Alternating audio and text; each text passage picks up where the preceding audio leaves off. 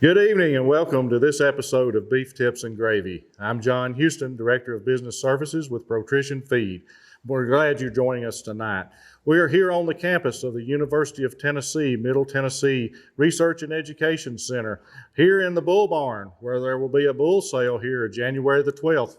Mark that on your calendar and be sure to make plans to attend. If you're looking for a good herd sire, you can sure find one right here at the Middle Tennessee Research and Education Center when they sell January the 12th.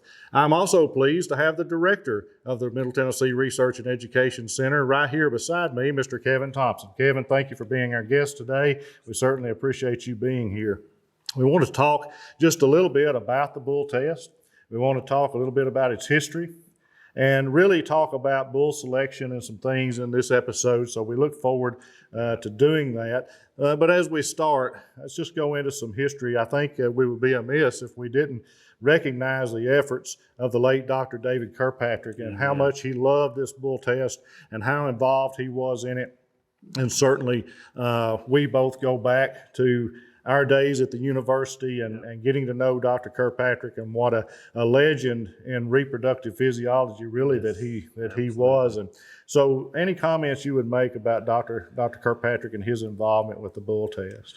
So Dr. Kirkpatrick, John, really put his fingerprints all over this program. And I would state, this program, he was involved with it from its inception in the early 70s.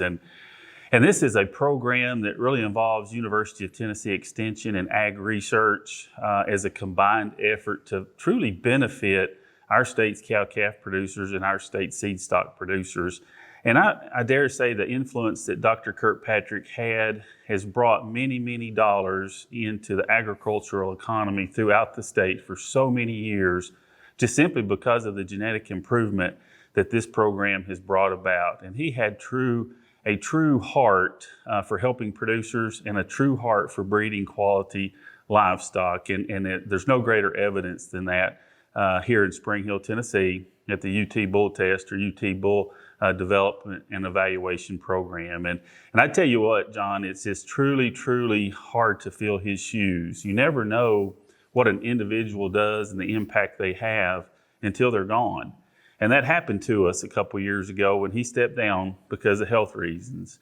And so that became in large part our responsibility here. And we really saw at that time how much work it takes.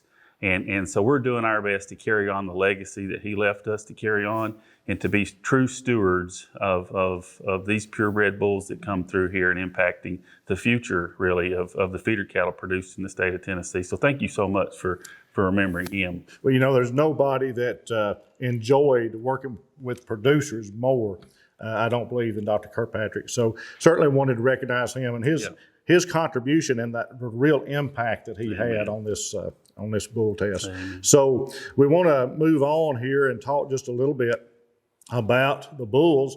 Certainly this morning we got to watch as your folks work the bulls and process the bulls, and it's certainly one thing to brag on is the way that your crew worked these bulls and how easy and how things flowed and just the real ease, just really no stress on the bulls and pushing them up with your horse and being able to, everybody knew their job, everybody did their job, and it was just so good to see a crew that really knows what they're doing and to work those bulls in such a way where there's just really no stress on the bulls at all. So congratulations to your team for the way they work those bulls. So if we talk about bulls, Kevin, just for a minute, we can talk about a bull or we can talk about a herd sire. Right. And to us and with the cattle enhancement program and ag enhancement program that the Department of Agriculture oversees, we've been able, I think, over the years to really improve the quality of these bulls. Yes. Not in all in part to that, but a large part contributed to that. And we look at the quality of genetics that are here in this test. Certainly we can see that. So Tell me just a little bit about the difference between a bull and a herd sire. Sure, and that's such a good point, John. And a bull is something that winds up at our weekly auctions and is purchased and taken home for really commodity production and converted into a steer later, and goes on to be harvested as in its primal cuts after harvest. And a herd sire is something that goes on to have the potential and has the genetic material, the makeup to make quality steers, not only that will go on to be harvested and to continue hopefully producing those great steaks and hamburger and roasts and other cuts that our customers so much enjoy, but even more importantly, has the genetic material from a maternal standpoint combined with those carcass traits and those growth traits to make quality replacement females that can go back into the herds here in the state of Tennessee and continue to producing quality cattle. And I really like to tell folks, it really starts with these prospective herd sires, but the building blocks are truly the daughters that are produced from these bulls. And that's what really makes the impact out there. And just to avert back from your previous comment, I truly appreciate you recognizing the low stress way that we handle cattle. And we take it serious here at the Bull Test program to handle these bulls with respect and to make sure that we wind up with a very docile bull at the end. Because as we all know, bulls are really responsible for many of the farm accidents out there. And if we can do one thing, we want to make sure that we put a bull out that's extremely docile and is not going to give trouble as they get older and older. So tell me just a little bit, walk us through the process of the performance test that you're starting here, I guess, this week. Yes. And the bulls will go and be sold, as we mentioned, on January the 12th. Yes. But walk us through what you're trying to do, what you're trying to capture, and how you go about that. So it's a program that's not changed a lot since the early 70s because it's got the same purpose in mind, and that's to provide an endpoint of a bull that's really ready to go out and to work, that possesses the genetic material, but also has information built into that. So we as producers and our producers that show up here January 12th have a whole catalog of information that can make sure they make a correct and educated decision because you're still buying a young bull. And so the more information we have, the better decision that we can make, and obviously meet the goals of our operation. So 2 weeks ago, John, we received 99 bulls from consigners across the state of Tennessee, some really reputation consigners that have participated in this program from its beginning, but also, and very excitingly, new and younger producers that have never participated before. We always like to see that. For a healthy program, I think that gives us evidence that is occurring. So 2 weeks ago, so we give them 2 weeks to warm up on a new ration. And this co-op feed is a completely pelleted feed, as you know, and it's something that we truly, truly appreciate, the quality of the pellet. And I know that's not necessarily a common talking point in the coffee shops and the restaurants among producers, but it's something we pay a lot of attention to because of the integrity of that pellet really determines the overall health of that gut as these bulls go through the test. So we get them used to that feed for a 2-week period. And then, as you saw today was their final of 2 weights, which will be averaged to make their starting weight on test. And then every 28 days, we'll weigh them again, and it's an 84-day weigh period. So we'll have 3 weigh periods. And at the conclusion of that 84-day period, we give them a back-off period so they can become fit, get a little more energetic and get off the full feed, because some of these bulls, John, will be consuming 35 to 40 pounds per head of feed a day. And we do that to see how these cattle perform in really a feeding type environment, because that directly influences and impacts how their male offspring are going to perform in the feedlot. So it gives us an understanding of performance and genetic potential for siring that future performance in their offspring. Then these bulls, once they've completed the test, will be ratioed. And if they ratio at a certain level, they'll qualify for the sale coming up in January. If they qualify on gain and obviously structural soundness, we monitor that very closely, and we actually take foot scores on these bulls to make sure that these bulls aren't only sound when they leave here January 12th, but 4 years down the road, they're still a sound bull. So once they complete all that, they go through a breeding soundness exam. And this breeding soundness exam goes into a lot of detail related to their ability to reproduce and go out there and cover the ground, locate the cows that are in standing estrus and get them bred in an efficient amount of time, very short amount of time, so that these producers can maintain a confined breeding season and be able to market their steers and heifers in uniform lots. And another thing that I think is very unique about this program is we have a catalog and information database that really covers everything from hip height to weight per day of age, adjusted weaning weight, 365-day weight ratios. Then we have all the expected progeny differences that each breed association publishes. And tied to that, we have all the performance data that we collected on these bulls when they've gone through. So a producer has the ability to open that catalog and look at it, but more importantly, he has the ability, or she has the ability, to come here and actually visualize the bull anytime from now until January the 12th. So we can actually put the visual inspection and combine it with what we like and what we're looking for to meet our goals from a genetic standpoint in the catalog, and put all that together and make a good buying decision. So all of this data is something that a lot of producers are still trying to wrap their head around, Kevin. And so if I'm just a general producer and I'm looking, for a herd sire, and I've got all this data, and we, you and I talk EPD and we talk all this, but tell a producer what EPD, what do these pluses and minuses mean when you're looking at it? So. Absolutely. So expected progeny differences have been around for quite a while. And basically what that tells us within breeds, so they're specific to breeds. So if we're talking about Angus bulls, the Angus Association prints EPDs for calving ease score. So if we've got issues in our herd where we've had to pull a lot of calves, we want to pay attention to calving ease direct. CED is how it's presented in the catalog. And the higher that numerical number is, the easier that calf should be born or go through the parturition process. And then we also combine that with, if we're talking about calving difficulty, the birth weight EPD.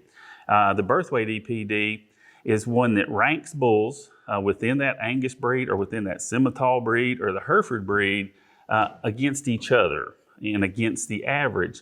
So we can actually combine birth weight and calving ease direct to focus on purchasing a bull that's desirable in both those traits to reduce calving difficulties in our operation. But basically, those EPDs are tools that we can utilize to compare a group of bulls of the same breed. Now, something that's relatively new on the scene, and is really, I think, going to be more impactful, John, than expected progeny differences, are indexes. So you look in the back of these catalogs and you see all these things with dollar values on them, dollar weaning, dollars net energy, dollars beef, dollars carcass. So what those are, it puts multiple EPDs together. So most of these EPDs we have are individual traits, right? We're measuring birth weight, we're measuring weaning weight, we're measuring yearling weight, we're measuring maternal milk, et cetera, and docility. So what these dollar values do, it takes a grouping of those and puts them into one figure so that we can make sure that we're not biasing by single trait selection, but we're actually using all the traits that help us make sure that we are more profitable. And so that's something to look at also. So you talked about, calving ease and what, I got into a discussion about bulls recently, and I kept talking about a heifer bull, and you and I understand our lingo, but this person didn't understand how a bovine could be both a heifer and a bull. So I was referring. So talk to me just a little bit about when we refer to a heifer bull, what we're talking about. I can see how that would be confusing. So lots of times when we're talking about a heifer bull, that means we are here to purchase bull that we can actually use on our first calf heifers, our virgin females out there, which are in that 750 to 850 pound range whenever we start the process of breeding. So we turn that bull in. By the time those heifers calve, hopefully they're going to be, in that 14 to 16 month old range, and actually be approaching 2-year-olds. We want to breed them at 14 to 16 months of age so that they can calve as 2-year-olds. So at that time, they've still not reached their mature weight. So physically, they're smaller. So that's why we need a bull to ensure that we're going to have a smaller calf. And that's something that's very important. We talk about small calves. We can go too far to the extremes. And that's where I think this Calving Ease Direct comes into play to help us with our birth weight. So we need to be using both of those traits to make sure that we're focused on getting not only a calf that is smaller and more appropriate for our heifers, but also is born easily. And if we really want to get technical and think about this, these two traits can be utilized together, because we as beef producers know that pounds is still what sells. And we know that birth weight is correlated positively to weaning weight. So the heavier the birth weight, the heavier the weaning weight. So theoretically, if we have heavier weaning weights, we're going to be more profitable. Well, we don't want to just go out and breed we don't want to breed a cow bull. So I'll call that a cow bull, one that we're comfortable breeding to cows, which is going to have heavier calves at birth, to a heifer. But we can utilize that Calving Ease Direct to push the limits a little bit on these heifer bulls to make sure we're still going to get a calf that's born easily, but also we're not giving up a lot when it comes to weaning as well. It makes us a more efficient producer. So Kevin, as I walked through the barn earlier today, I saw at least 3 breeds back there. What breeds are you putting on test now? We are super excited this year. So we're setting new trends, John.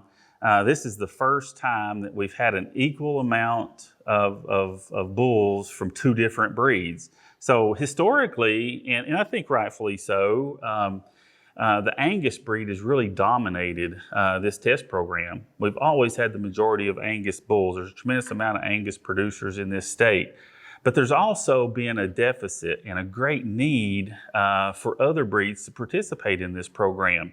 And one of the breeds that has really stepped up, and that's because of the positive economic impact it's bringing not only to our state's commercial cow-calf producers, but also nationally, and that's the Simmental Association. The Simmental breed has really stepped up this year. Historically, we've had 20 to 25 really good Simmental Sim Angus bulls, because we've got a core of really progressive producers that really pay attention to genetics. They pay attention to docility and disposition, and they also pay attention to their customers. They follow up with the bulls they sell. Well, so this year it's almost doubled. We actually have 40 plus Simmental Sim Angus bulls, and we have 40 plus Angus bulls. So we've actually got equal numbers of those. So Angus, Simmental, Sim Angus, and I'll tell you what, a breed that really, really will make an impression on you if you want to come by here and look at it, and that's the Hereford breed. We have some of the best Herefords in the industry located here in Spring Hill, Tennessee. Now, we've got a limited number of those. I think we've only got 10 here on test. But I tell you what, the quality is tremendous. And so just anytime you'd like to come by and look at these bulls, please do. And I would like to state, every breed that participates here has a purpose. The Angus breed, we all know what they've done over the years for maternal and carcass quality, right? The Sim Angus breed brings in a tremendous amount of yield potential, a lot of muscle, but it maintains a really maternal package as well. And when crossed with some Angus cows, we're able to maintain a very uniform color pattern, because the majority of these Sim Angus bulls here are homozygous black and homozygous polled. Well, we maintain that commonality and that uniformity of color, but we add yield, we add pounds, which directly impacts profitability. And then these Hereford bulls, if you look at these Hereford bulls, they provide so much economic impact from the ability to take those bulls home and put them on an Angus-based herd and produce F1s and bring a tremendous amount of value through heterosis. Absolutely. You know, Kevin, it gives me great pride as I drive across this great state when I see that Tennessee brand on a bull. Amen. And, you know, it gives me great pride to know where that bull was, where he was purchased. Yes. And, you know, as a University of Tennessee ag alum, that gives you great pride. And as I go through the barn and see the quality of the bulls, and, you know, and it also is a little bit surreal to be here in the sale barn where many years ago I would come and I'm sitting about where the great auctioneer, the late Charlie Yance, sat, and you're sitting about where Dr. David Kirkpatrick sat. Yep. And it is a little bit surreal to be here, but certainly appreciate your time today and talking about these bulls. Once again, I want our audience to remember January the 12th to be here. If you're looking for a great herd sire, you can come right here. And I promise you'll find a herd sire that will improve your herd and that you can be proud of right here on January the 12th. If you have any questions about any products, any of the feed products or anything, see your local co-op. And once again, thank you, Kevin, for being with us today.